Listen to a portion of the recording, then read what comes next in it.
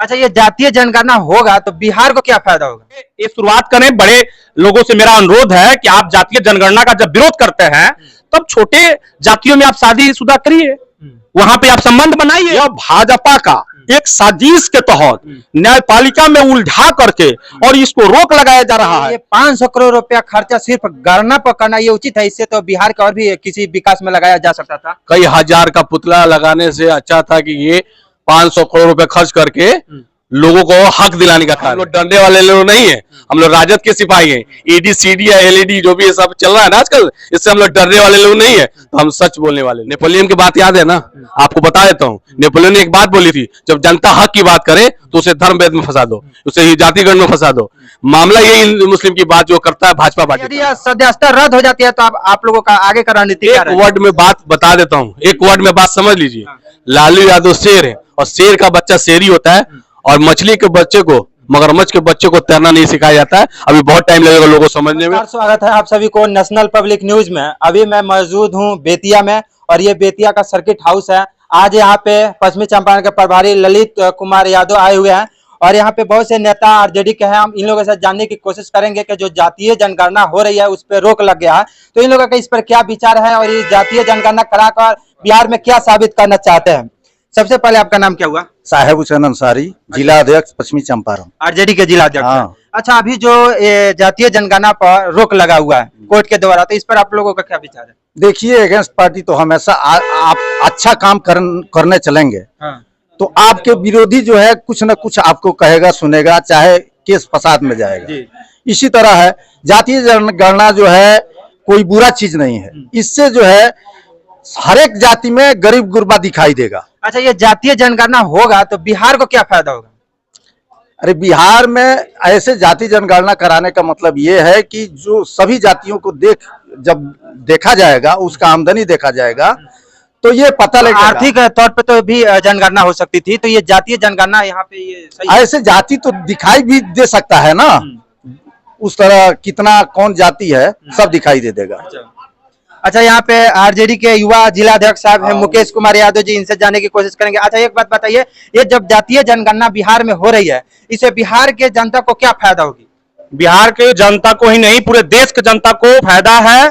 जब सभी धर्म में, सभी जाति में, सभी व्यवस्था जहाँ पे दुरुस्त होता है उसमें जाति प्रधान होता है। बिना जाति का आपका ब्याह नहीं होता है, यही उद्देश्य है। तो जब हमारा जाति पूछा जा रहा है तो हमें तो गर्व से बतानी चाहिए कि हम किस जाति में बिलोंग करते हैं। तो हमको जाति बताने में दिक्कत कहाँ है? तो ये जातीय जो जनगणना हो रहा है, तो इससे तो और भी लोगों के बीच में जाति वाला विवाद पैदा होगा। तो ये नहीं हो सकता था कि ये जाति को हम लोग खत्म ही कर दें? जाति का खत्म करने का जो काम है, जो विवाद जाति को नहीं बोले, विवाद खत्म करने का जो काम है, ये कतई से जाति खत्म होने वाली नहीं है। जब बड़े बड़े लोग हैं, जब छोटे धर्म के लोगों को छोटे जातियों में अपना शादीशुदा करने का संबंध बनाने का जब काम शुरू कर देंगे, तब जातियां खत्म हो जाएगी। पहले ये शुरुआत करें, बड़े लोगों से मेरा अनुरोध है कि आप जातीय जनगणना का जब विरोध करते हैं तब छोटे जातियों में आप शादीशुदा करिए, वहां पे आप संबंध बनाइए। अच्छा, ये जो रोक लगा हुआ है कोर्ट के द्वारा आप लोगों की जातीय जनगणना जो चल रही थी और बहुत से हो भी गया है, कुछ उसमें बाकी है, इसलिए रोक लगा हुआ, तो क्या उम्मीद है आप लोगों को, क्या फिर से चालू हो सकता है या नहीं हो सकता है? बिल्कुल होगा। जातीय जनगणना हमारे राष्ट्रीय अध्यक्ष का पहला मांग रहा है, लगातार उसके लिए संघर्ष होते आया है और कुछ साजिशों द्वारा, प्रत्यक्ष रूप से नहीं अप्रत्यक्ष रूप से विरोधियों द्वारा इस पर कोर्ट से रोक लगाया गया है। हम लोग कोर्ट के मानने वाले लोग हैं। इसका विरोध बहुत लोग कर रहे हैं, इस पर क्या कहना है? नहीं, विरोध नहीं करना चाहिए। सभी जाति में लोग गरीब है। हम ये नहीं बोल रहे हैं कि हरिजन लोग हैं, चाहे यादव लोग हैं, चाहे कोयरी है, चाहे पंडित है, राजपूत है, सभी लोग में गरीब लोग हैं। तो उसको कैसे पता चलेगा कितने परसेंट, कितने जाति में, किस जाति में कितने परसेंट लोग गरीब हैं? जनगणना होगा तभी तो। उसमें 17 प्रकार का क्वेश्चन पूछा जा रहा है। 17 प्रकार में एक क्वेश्चन ये है कि आप किस जाति से बिलोंग कर रहे हैं, तो आपको जाति बताने में दिक्कत क्या है? अच्छा, आइए, यहाँ पे ये जो जातीय जनगणना हो रहा है इसमें टैक्स का पैसा ही खर्चा हो रहा है जो 500 करोड़ समथिंग है, तो ये 500 करोड़ रुपया बिहार के टैक्स को खर्चा करना जातीय जनगणना में ये सही है? भैया, हम लोग निचले पावदान के आदमी हैं। ये जो है ऊपर जो बैठे हुए पदाधिकारी हैं, चाहे सीएम है, वही बता पाएंगे कि कहाँ से करेंगे, कैसे करेंगे। आपको ये जानकारी नहीं है ना? ये जबकि आपकी जिला अध्यक्ष। हाँ हाँ, आरोप हम नहीं लगा रहे हैं, आरोप हम नहीं लगा रहे हैं, हम आपसे पूछ रहे हैं कि ये जो खर्चा हो रही है ये सही हो रही है? एकदम माने सही है इस मामले में कि जातीय जनगणना से पता लगेगा कि कौन जात कितना है, उसका जनसंख्या कितना है, उसका आर्थिक स्थिति क्या है, उसका शैक्षणिक स्थिति क्या है, इससे जातीय जनगणना से पता लगेगा।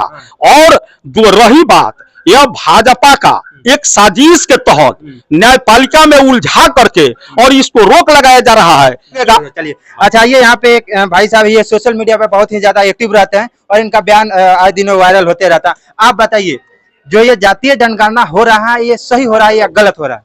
देखिए, सबसे पहली बात आपने वक्ताओं की बात सुनी राजद के, और मैं भी राजद का जो पूरे जिला प्रवक्ता हूँ।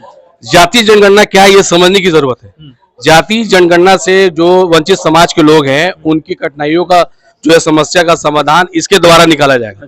और जातीय जनगणना से ये पता चलेगा कि वो लोग जिनकी जातीय जनगणना हो रही है उससे आर्थिक, सामाजिक और जो भी कार्य है उसमें किस तरह पीछे है। इस तरह से जानकर इस योजना को बनाने में बहुत आसानी पड़ेगी सरकार को, इसलिए जातीय जनगणना कराना जरूरी है। अच्छा, ये जातीय जनगणना नाम देकर ये इसको कराना सही था? यहाँ पे तो संख्या पर जनगणना भी ऐसे भी कराया जा सकता था, उसमें जातीय एक डाल दिया जा सकता था क्वेश्चन। देखिए, जातीय जनगणना का रीजन ये है कि आपको मालूम है कि जिस देश में, जिस मुल्क में हम पैदा हुए हैं वहां पे अनेक जातियां हैं, मगर जरूर नहीं है कि हरिजन समाज से जो आता है तो सारे हरिजन भाई लोग गरीब हो, जो मुस्लिम समाज से आते हैं सारे मुस्लिम लोग भाई गरीब हो, जो ब्राह्मण है वो सारे ब्राह्मण अमीर हो, ऐसा कोई मान्य नहीं।